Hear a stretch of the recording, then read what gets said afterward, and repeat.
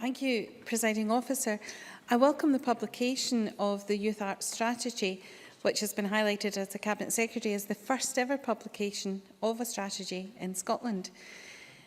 I believe it's a comprehensive and ambitious document which I believe matches our ambition for our young people in the arts.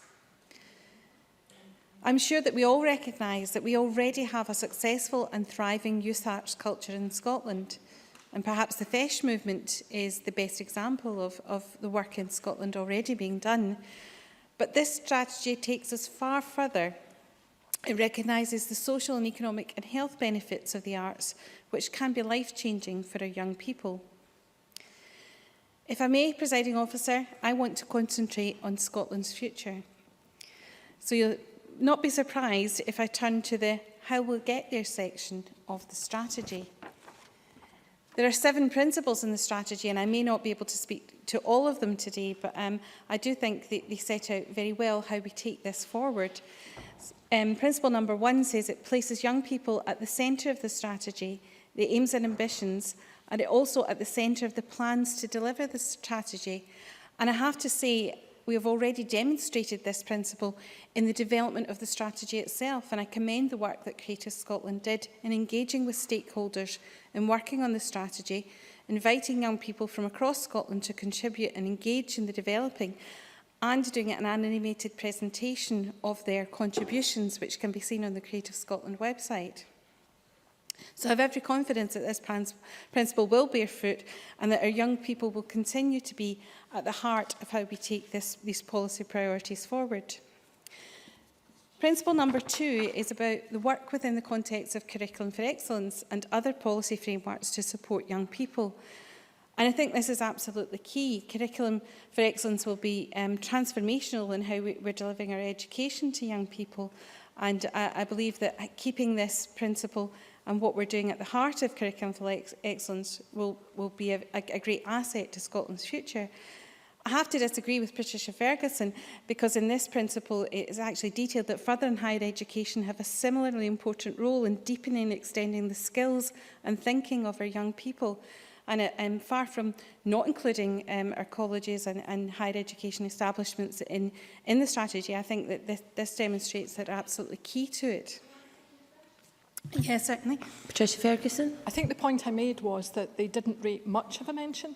They're mentioned once, and that's not really developed and followed up. And really that's all I was saying, that I'd like to see that be much more integrated into the strategy going forward. And I appreciate this is the strategy kicking off, if you like, but it does need to be developed and all of these institutions need to be involved. Clare Adamson. Thank Patricia Ferguson for intervening on that point and the clarification on that point. But I do think in such a, it's as well as being an ambitious and comprehensive document, I do think it has been quite concise, and the fact that they're mentioned there I think is very important. In 2012, I highlighted some of the curriculum work that's been done in North Lanarkshire schools' music groups, where the young people are given an opportunity to attend Coatbridge High School, and where there's an incredible array of talent brought together.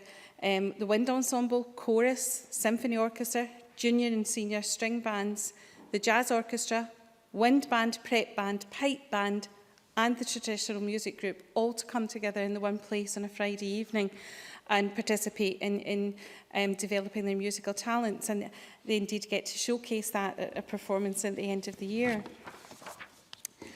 Principle number 3 talks about working collaboratively to create a mechanism for better information sharing, peer support and networking. I think this is extremely important. Young people, I think, perhaps embrace social media and the opportunities to share what they're doing far more than we do. And I think that to capture the good practice out there and let young people showcase to one another is very, very important. Principle number 4 is about being proactive in the use of digital technology. And members will know that I have a keen interest in this area as a chair of the cross-party group on games technology. I'm always telling young people that I meet that if they're interested in technology and a BAFTA award, then the Scottish games industry is where they should be, because of course this is an industry that supports musicians, voiceover participants, graphic designers and a whole array of creative talents, and not the least of which story writers and script writers in that technology. And principle number 5 is about the work with the national and local government. And as people have mentioned already in the Chamber today, this is absolutely key to how we go forward. We have to work within Scotland with all of our organisations and partners. And I think that some of the collaborative work that the Scottish Government has already demonstrated with local government is very, very important. I will mention a local charity that I became aware of as a North Lanarkshire councillor, Real Time Music from Newart Hill. They're a music charity that aims to bring about a positive change in the lives of disenfranchised young people. And they will do everything through the provision of affordable recording and rehearsal services, workshop and training provision, volunteering and partnership projects. And they have found that providing an informal service, music, is a great way to break down barriers, learn new skills, increase aspirations and develop a more active lifestyle. And they're an excellent example of that partnership working, because their funding comes from cashback, from North Lanarkshire Partnership, from North Lanarkshire Council itself, Scottish Government, Creative Scotland.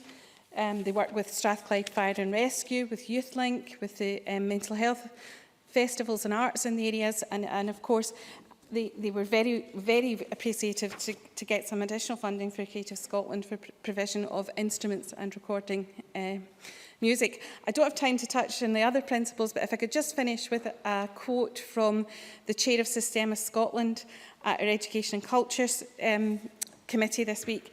Principle 6 is about tackling inequalities, and I think this is probably the most important part of this whole strategy. He says, we could recognise all round that the total health of the nation is tied up with the arts. My experience of children's orchestras in Raploch and Govan Hill is that everything gets better with them. The children become more determined and studious, as well as happier and healthier, and I would hope that the new Scotland could somehow recognise that, and I think that sums up exactly where we want to be with taking this strategy forward. Thank you.